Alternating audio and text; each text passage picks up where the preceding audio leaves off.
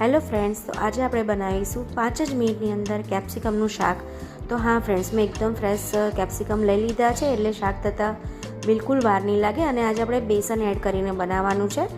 તો આ રીતે મેં સરસ રીતે વોશ કરી અને આ રીતે પીસ કરી લીધા।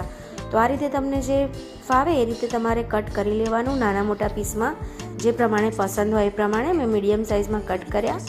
હવે આપણે એક પેન લીધું છે, એમાં ઓઇલ એડ કર્યું છે। ઓઇલ હીટ થાય એટલે આપણે અજમો એડ કરવાનો છે। તો આમાં અજમો જ એડ કરવાનો, રાઈ કે જીરું નથી એડ કરવાનું। અજમાથી એની ફ્લેવર એકદમ રીચ આવે છે એટલે આપણે અજમો એડ કરીશું।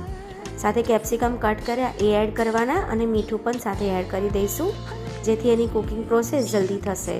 તો મીઠું એડ કરવાથી ફટાફટ કેપ્સિકમ કૂક થઈ જાય છે અને ફ્રેશ કેપ્સિકમ હશે ને તો બિલકુલ કૂક થતાં વાર નથી લાગતી। તો આ રીતે મીઠું એડ કર્યા પછી સરસ રીતે મિક્સ કરી દઈશું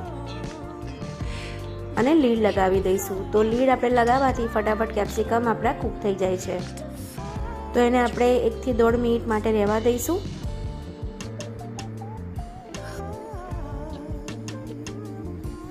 તો ફ્રેન્ડ્સ, મારી રેસિપીઝ ગમતી હોય તો લાઇક, શેર અને સબસ્ક્રાઈબ જરૂરથી કરી લેજો। હવે આપણે 1 મિનિટ પછી ચેક કરી લઈએ તો જોઈ શકો છો આપણા કેપ્સિકમ સરસ એવા કૂક થઈ ગયા છે। કલર પણ ચેન્જ થઈ ગયો છે, તમે જોઈ શકો છો। આપણે ચેક કરી લઈશું તો જોઈ શકો છો કેપ્સિકમ સરસ એવા કૂક થઈ ગયા। હવે આપણે બેસનનો લોટ એડ કરીશું। તો આ રીતે બેસનને શેકીને લેવાનું છે, મેં શેકીને રાખ્યું હતું। તો આ રીતે 3 ચમચી હું બેસનનો લોટ લઈશ, 2 કેપ્સિકમમાં મોટા। સાથે કાશ્મીરી લાલ મરચું અને તીખું લાલ મરચું એડ કર્યું। સાથે હલ્દી પાવડર, ધાણા જીરું પાવડર અને થોડોક એવો ગરમ મસાલો એડ કરીશું।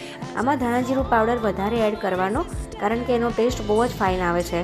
સાથે આપણે આખી ખાંડ નથી લેવાની, આપણે દરેલી મોરસ લીધી છે તો હું એ એડ કરી દઈશ આ રીતે। તો આમાં તો ઘરપણ હોય તો જ સારું લાગે છે। તો આખી ખાંડથી વાર લાગે છે કૂક થતાં, એટલે આપણે દરેલી ખાંડ એડ કરી। તો બસ રેડી છે આપણું કેપ્સિકમનું શાક। એ પણ 5 મિનિટની અંદર 5 મિનિટ પણ થતી નથી।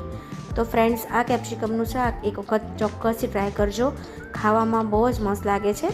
તો બધા લોકો બેસન સાથે બનાવતા હોય છે કે નહીં એ ખબર નહીં, પણ બધાની રીત અલગ અલગ હોય છે। મેં આ રીતે બનાવ્યું એટલે મેં તમારી સાથે આ કેપ્સિકમની શાકની રીત શેર કરી। ફ્રેન્ડ્સ, જો ગમ્યું હોય તો લાઇક, શેર અને સબસ્ક્રાઈબ કરી લેજો।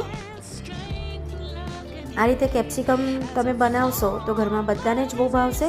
અલગ અલગ રીતે બનતા હોય છે, આ રીતે ચોક્કસથી ટ્રાય કરજો। Thank you.